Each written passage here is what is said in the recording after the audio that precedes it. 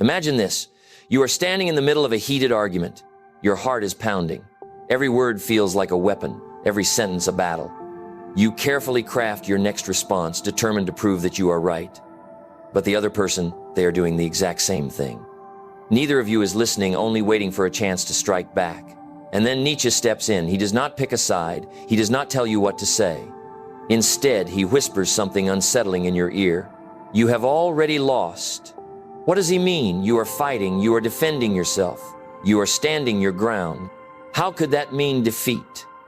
Because according to Nietzsche, the moment you engage in this kind of battle, you have already surrendered your power. True strength, he argues, does not come from fighting to be right. It comes from something far more unexpected. So, what is this hidden power? And why does silence often speak louder than words? Let's dive into his philosophy and uncover the silent trick that gives you real power. Most people tend to think that power lies in winning debates, proving others wrong, and taking charge of conversations. But Friedrich Nietzsche saw it very differently. For him, power wasn't found in words. It was rooted in control. Why do people argue at all? If you've ever been in a heated exchange, you've felt how fast things can spiral. But have you ever paused to consider the real reason behind it? Nietzsche would argue that most arguments aren't truly about uncovering truth. They're about something much deeper, protecting the ego. People argue because their sense of identity is on the line. Admitting they're wrong can feel like surrendering a part of themselves, and the mind will fight tooth and nail to avoid that feeling. Power dynamics come into play. A lot of debates don't revolve around logic or evidence. They revolve around control. Who gets the last word? Who sets the emotional tone? Who forces the other to retreat? These are battles not of intellect, but of dominance. Her mindset, social validation. There are people who argue not out of true conviction, but because they crave being perceived as intelligent, confident, or dominant in the eyes of others. Nietzsche viewed this kind of behavior as a display of weakness, not strength. In his eyes, those who respond emotionally in the heat of an argument are not in control. They are being controlled. The instant you allow someone to provoke you, Nietzsche would say, you've already been defeated. Nietzsche's will to power and the Übermensch, two of his most well-known ideas, are often misunderstood. The will to power isn't about brute strength or domination through force. It's about the ability to shape reality according to your will. And this doesn't always involve speaking. In fact, some of the greatest power lies in the decision not to react. This is where the concept of the Übermensch enters. In Nietzsche's philosophy, the Übermensch, the higher, ideal individual, is not emotionally reactive like most people. He doesn't argue just to win or to be right. Instead, he decides when it's worth engaging and when it's wiser to remain silent. Because real power isn't found in the volume of your words. It's in your ability to control the flow of the entire interaction. Example. Imagine a meeting where two people are arguing. One is loud and aggressive, trying to prove they are right. The other is calm and collected. They listen more than they speak. They don't get dragged into emotional back and forths.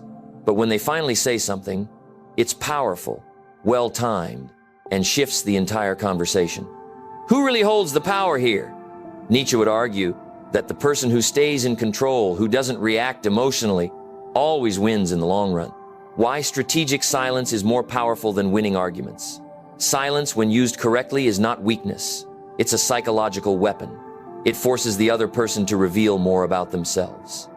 It makes them feel uncertain, making them second-guess their own words. It creates tension, and tension makes people uncomfortable, which gives you control. The Übermensch doesn't just stay silent in arguments. He uses silence as a tool, a pause, a moment of restraint, a well-timed response that flips the conversation in his favor. This is why Nietzsche's version of power is not about fighting. It's about mastering the battlefield before the fight even begins. Silence is not just the absence of words. It's a tool, a weapon wielded by history's greatest minds to dominate battles of intellect, business, and war. Nietzsche's idea of power was not about loud arguments or winning debates. It was about influence, control, and strategic restraint. Let's explore three legendary figures who embodied this principle: Socrates, Steve Jobs, and Miyamoto Musashi. Socrates' approach: winning without ever needing to fight. He didn't argue in the traditional sense. No shouting, no personal attacks, no forceful assertions. Instead, he relied on a method so effective it still influences intellectual discourse today, the Socratic method, a style of questioning that gently exposes contradictions in someone's thinking. Picture this. A proud Athenian politician claims he's the wisest man in the city. Rather than directly opposing him, Socrates calmly asks, "What is wisdom?" Eager to show off his brilliance, the politician begins to define it. But with each quiet, pointed question Socrates offers, the definition begins to unravel. The man who once spoke with certainty now stammers, slowly realizing he doesn't truly understand the very concept he claimed to master. Socrates never had to declare him wrong. He led people to see it for themselves. He grasped a crucial insight. People rarely accept truths handed to them. They only truly accept what they come to realize on their own. That's the core of silent power. Instead of wasting energy in loud debates, ask the right questions. Ones that make others question themselves. Steve Jobs' strategy. Mastering the art of controlled conflict. While Socrates led through questioning, Jobs led through calculated persuasion. He didn't shy away from disagreements. He crafted them. His leadership at Apple wasn't about arguing every detail. It was about shaping the overall narrative. Jobs followed one clear, powerful principle. Don't waste energy on fights that don't matter. But when something truly does, commit fully. A well-known example is his clash with Apple's engineers over the iPhone's design. They wanted physical buttons. Jobs insisted on a full touchscreen. But rather than locking horns in endless debate, he guided the conversation. He let the team voice their concerns, explore alternatives, and argue their points. And eventually, under his direction, they came to see it. This wasn't just an idea, it was the future. Jobs didn't dictate thoughts. He made people feel the vision was their own. Most people argue from ego, just to prove they're right. Jobs argued with intention, to bring others on board. That's the difference. Words that don't inspire action, they're just noise. Miyamoto Musashi, the silent samurai who won before the fight began. Now, let's go beyond philosophy and business to the battlefield. Miyamoto Musashi, the undefeated samurai, understood a simple truth. The best way to win a fight is to never draw your sword. Musashi won over 60 duels, but not just through physical skill. His greatest victories were psychological. He played mind games, unsettling his opponents before the battle even began. One famous example is his duel against Sasaki Kojiro. Kojiro was a master swordsman known for his deadly speed. But Musashi didn't challenge him head-on. Instead, he showed up hours late to the duel, making Kojiro furious. By the time Kojiro finally faced him, he was so blinded by anger that he made mistakes, allowing Musashi to defeat him with ease. Musashi knew that if your enemy is emotional, they are already weak. En's philosophy aligns perfectly with this. The Übermensch does not react. He controls the reaction of others.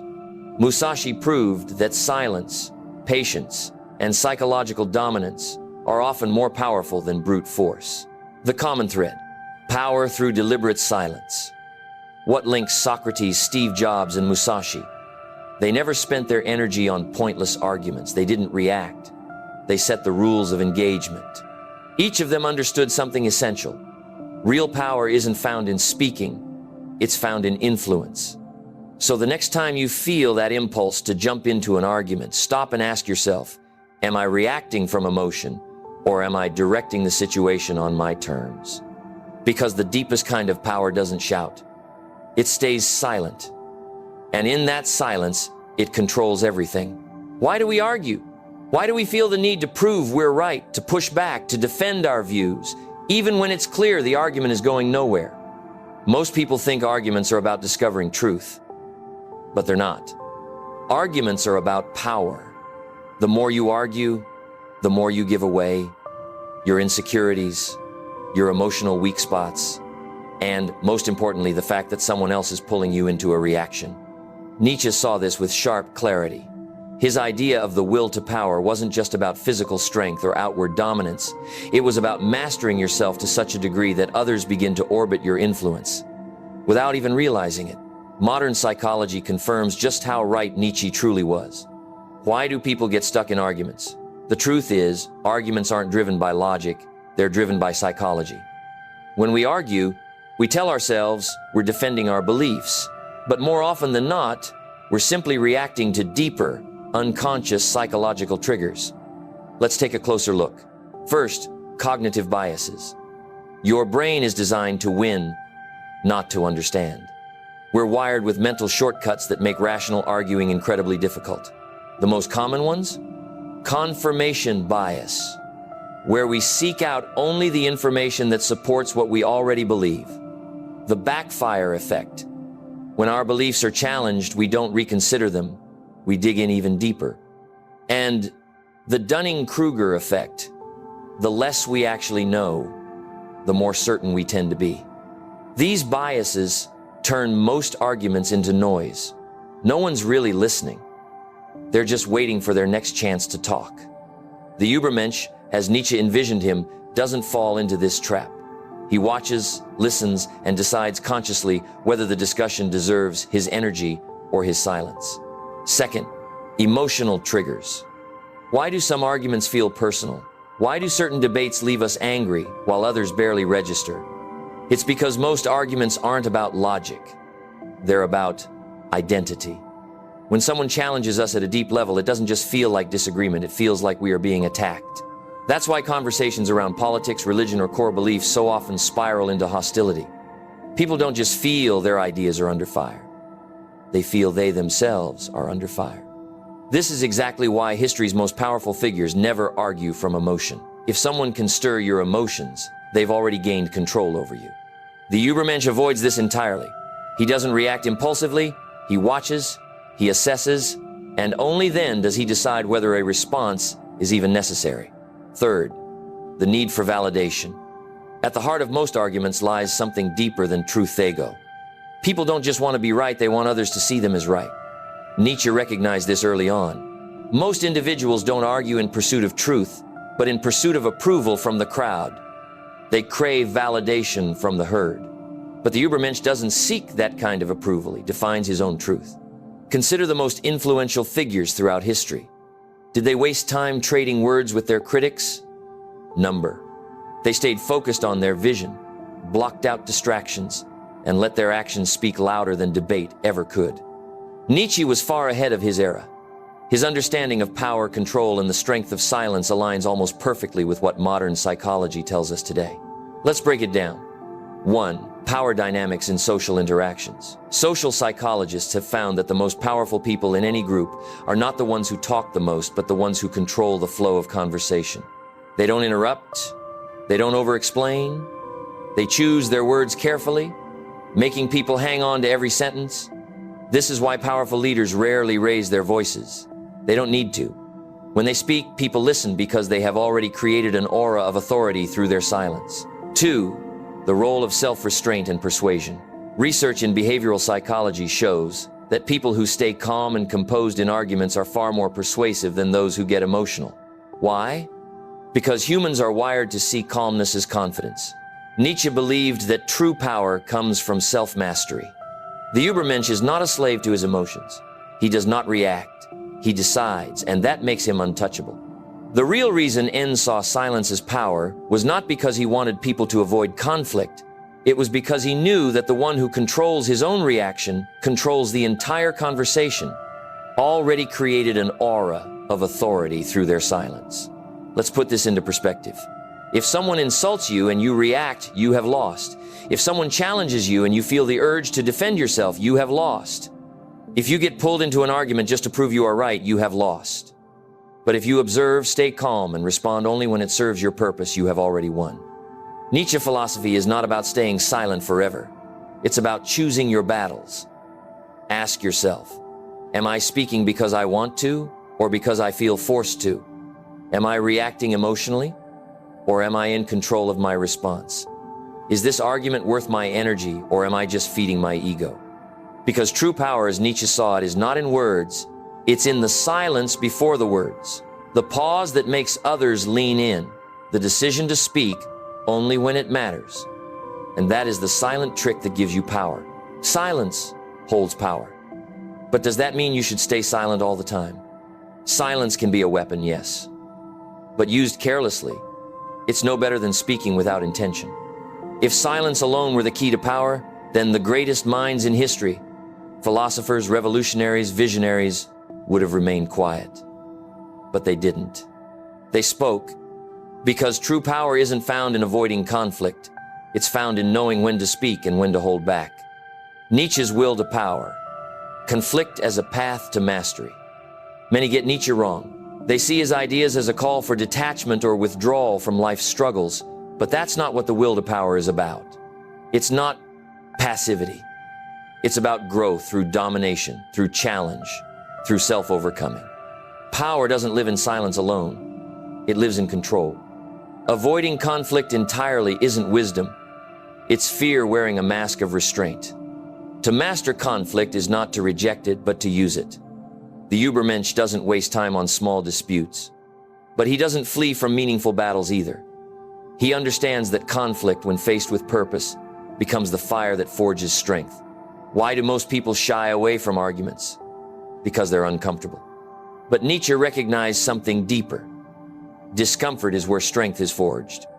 He didn't see struggle as something to avoid. He saw it as essential.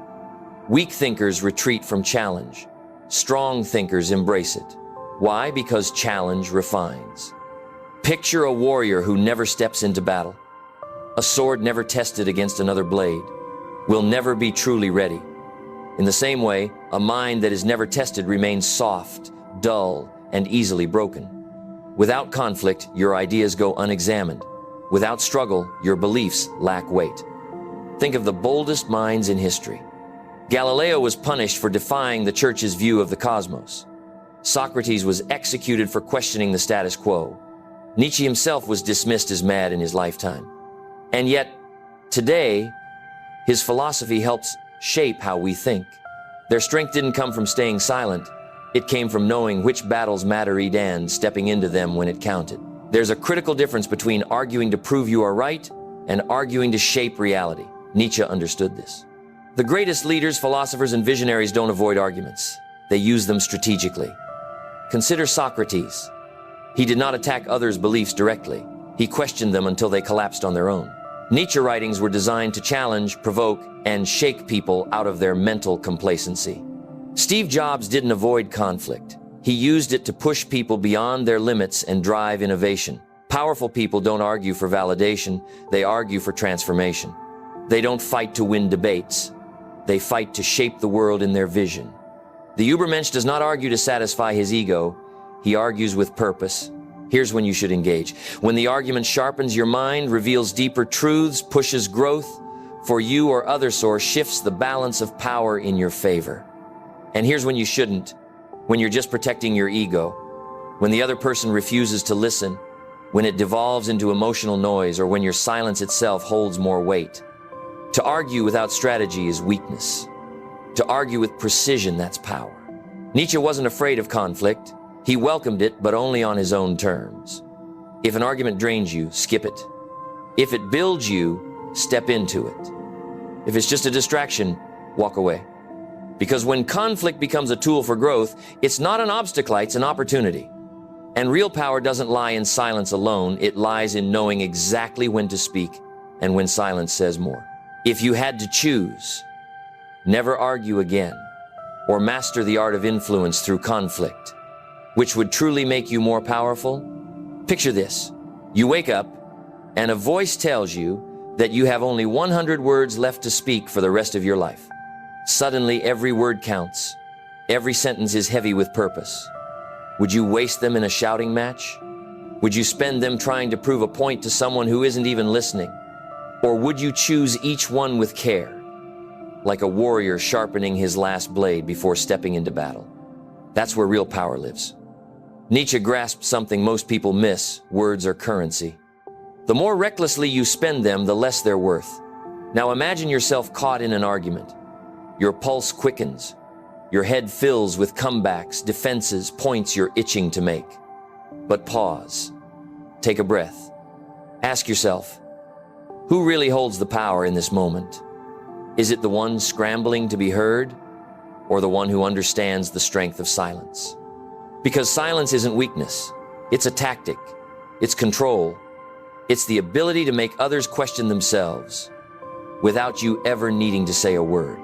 So here's your challenge. Next time you're on the verge of arguing, pause. Don't react. Just observe. Watch closely as the other person exposes their fears, their insecurities, often without even realizing it, simply through how they speak. And when the moment comes, choose your words with precision, like a master, or choose silence. Because real power doesn't shout. Real power watches, waits, strikes only when it matters. Want more insights on philosophy, psychology, and the mechanics of power? Hit subscribe and turn on the bell icon so you never miss a deep dive into the ideas that shape how we think and live. Stay sharp. Stay in control.